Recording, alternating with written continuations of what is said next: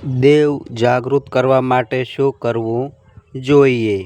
માતાજી જાગૃત કરવા હોય તો શું કરવું જોઈએ? કુળદેવી માને જાગૃત કરવા હોય તો શું કરવું જોઈએ? થાય છે કે મિત્રો આવા બધા પ્રશ્નો આપણા ઘરના દેવ જો જાગૃત ના હોય તો આપણા ઘરમાં દુઃખ હોય છે અને દેવ જાગૃત હોય પછી તો કહેવું જ શું? તો આપણે દેવ જાગૃત કરવા માટે આપણે આપણા ઘરમાં કઈ રીતે શું કરવું જોઈએ જેનાથી આપણા દેવ આપણા પર રાજી રહે, જાગૃત થાય અને એમના આશીર્વાદ આપણને પ્રાપ્ત થાય. મિત્રો સ્વાગત છે તમારું આ અમારા આજના નવા વિડીયોમાં. તમે બધા મિત્રો હેમ ખેમ સર્વ કુશળ મંગળ હશો તેવી ગુરુદેવને માતાજીને હું પ્રાર્થના કરું છું. મિત્રો આપણા ઘરના દેવ જાગૃત કરવા હોય અથવા તો તમે જેને દેવી દેવતાઓને કે કોઈ પણ શક્તિને તમે માનતા હોય એમને તમારે જાગૃત કરવા છે, એમને પ્રસન્ન કરવા છે, રાજી કરવા છે. તો ટૂંક સમયમાં અને ઓછા સમયમાં તમે ઝડપથી એમને પ્રસન્ન કરવા માગો છો અને એમની કૃપા મેળવવા માગો છો તો તમારે સૌ પ્રથમ તમારા જીવનમાં જેટલા નિર્ગુણો છે એને ત્યાગ કરવો પડે. એટલે કે તમે જેવો સંગ હશે, તમારો જેવો નેડો હશે એવા તમારા આચાર વિચાર થશે. જો તમે સારા માણસો જોડે ઉઠક બેઠક કરશો તો તમારો પ્રભાવ સારો હશે ને વ્યસનોથી દૂર રહેજો, ખોટા સંગતથી દૂર રહેજો તો ઓટોમેટિક તમે સુધરી જશો અને સકારાત્મકતા તમારા જીવનમાં આવશે. જ્યારે તમારી રહેણી કહેણી સાચી હશે, તમારા વાણીમાં મીઠાશ હશે, તમારો સ્વભાવ સારો હશે, તમે જે કાર્ય કરવા જશો અને લોકો તમને સામેથી મદદ કરશે. તમારા પહેલાં તો તમારા ઘરના પરિવારના કુટુંબના તમને જો સપોર્ટ કરતા હોય તો સમજવાનું કે તમારી કુળદેવી જાગૃત છે. જે ઘરમાં, જે પરિવારમાં, જે કુટુંબમાં સંપ હોય, એકતા હોય અને એક જ તાંતણે થઈને બધા ભેળા બેસીને માતાજીની સેવા પૂજા કરતા હોય, બધા ભેળા થઈને કોઈ કાર્ય કરતા હોય અને એકતા હોય, સંપ હોય, એ ઘરમાં, એ પરિવારમાં, એ કુટુંબમાં સંપ હોય એટલે કે કુળદેવીમાં જાગૃત હોય ને હોય જ. એટલે ઘરમાં, પરિવારમાં તમારે સંપ રાખવાનો છે. એકતા, વ્યસન નથી કરવાનો. સંપ રાખવાનો છે, એકતા વ્યસન નથી કરવાનો અને કોઈ એવા પ્રકારના લક્ષણો છોડી દેવાના છે જેનાથી આપણા કુળને કલંક લાગે. કોઈ પણ મા બહેન, દીકરી હોય, ભાઈ બહેન હોય, કોઈ વ્યક્તિ હોય તો રહેણી કહેણી શુદ્ધ રાખવાની છે. ત્યારબાદ માતાજીના નિયમો અનુસાર તમે જે કાર્ય કરતા હોય, નિત્ય પૂજાપાઠ કરતા હોય એ કરવાનો છે અને એમના પૂજાપાઠ કર્યા બાદ તમે યથાશક્તિ કોઈ દાન દક્ષિણા કરતા હશો, ધર્મ કરતા હશો, પુણ્ય કરતા હશો તો એ પણ કરતા રહેજો. હવે વાત કરીએ કે દેવને આપણે જાગૃત કરવો છે.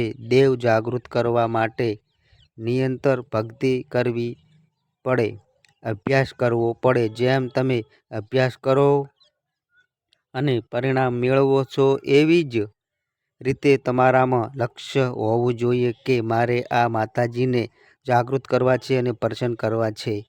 જેમ પહેલાંના સતયુગમાં કેટલાક બધા ઋષિમુનિઓ, કેટલાક બધા સંતો ભક્તો વિધિઓનો તપ કરીને ભગવાનને પ્રાપ્ત કરતા હતા. એવી જ રીતે આપણે પણ એક મન થઈને, એક તન થઈને, એક તાંતણે થઈને રામ નામના મંત્રને, રામ નામના જાપને, રામનું નામ લઈ અને જે તમે દેવ જાગૃત કરવા માગતા હોય એનું તમે નામ સ્મરણ રટણ કર્યા કરો.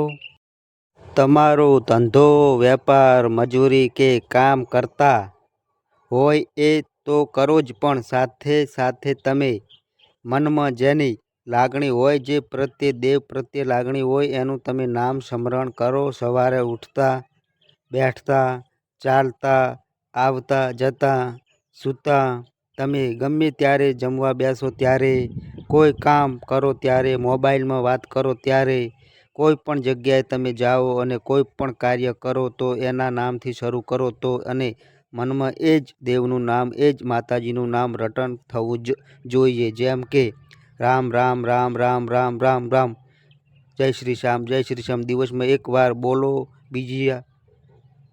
દિવસમાં એકવાર બોલો, બીજા દિવસે બે વાર, ત્રીજા દિવસે 3 વાર, ચોથા દિવસે 4 વાર, 5 વાર, દિવસે 5 વાર, એમ કરતાં તમે વધે જ જાઓ.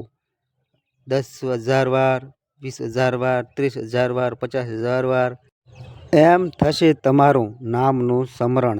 જે દેવનું તમે નામ સ્મરણ કરતા હોય, જે દેવને જગાડવા માગતા હોય એમનો નામનો જે તમને નામ આવડતું હોય, જેમ કે ભોળેનાથ હોય તો ઓમ નમઃ શિવાય, રાધે કૃષ્ણ, જય શ્રી રામ, રામ રામ, જે તમારા દેવને તમે માનતા હોય એ પ્રમાણે તમે નામ રટણ કર્યા કરો. એક દિવસ નહીં, આવું તમે 6 મહિના 12 મહિના સુધી કરો અને જો તમારા જીવનમાં આવનારા ચમત્કાર થવાનું ન થઈ જાય તો તમે જાણો છો કે તમારી ભક્તિમાં કાંઈક છે. જેટલી ભક્તિ સાચી હશે, નિસ્વાર્થવાળી હશે, સ્વાર્થ જગતનું, સર્વ જગતનું ભલું કરવાવાળી હશે અને બીજાને મદદ થાય એવી હશે તો મારો રામ, મારો ભગવાન 100% તમારી બધી મનોકામના પૂર્ણ કરશે. જે દેવને તમે જગાડવા માગતા હશો એ જાગશે અને તમારી વાણી ઉપર એટલે કે તમારી જીભ ઉપર આવી અને તમારી જીભ ઉપર આવી અને બેસી તમે જે બોલશો એ કાર્ય થશે, જે ધારશો એ થશે, જેવું કરવા માગશો એવું થશે. પણ ક્યારે, જ્યારે તમે એ શક્તિને જાગૃત કરી છીએ, એની કૃપા મેળવી હશે, ત્યારે તમારે ધૂણવાની, હલવાની, માથું હલાવવાની, પગ હલાવવાની, હાથ હલાવવાની કોઈ જરૂર પડશે નહીં. મોટા જે દિગ્ગજો નથી કરી શકતા એ તમે ધારો એવું કાર્ય કરી શકશો. પણ તમારામાં ભક્તિ સાચી હોવી જોઈએ, રામનું નામ સાચું હોવું જોઈએ, બીજાને મદદ કરેલી હોવી જોઈએ, જગતના કલ્યાણ માટે ભક્તિ હોવી જોઈએ, તો જ દેવ જાગૃત થાય. સ્વાર્થ માટે કોઈ પણ દેવ જાગૃત થતો નથી. નિસ્વાર્થ માટે ભક્તિ કરો, બીજાનું કલ્યાણ કરવા માટે. કોઈ પણ પ્રકારનું પ્રાણી હોય, મનુષ્ય હોય, ઢોર હોય, ઢાંગર હોય, તમારા દિલમાં દયા હોય, દયાનું ધર્મ મૂળ હોય, દયા ધર્મનું મૂળ છે. જે આપણો ધર્મ છે એ દયા હોય એ આપણા દિલમાં તો તે ધર્મની પાયો છે.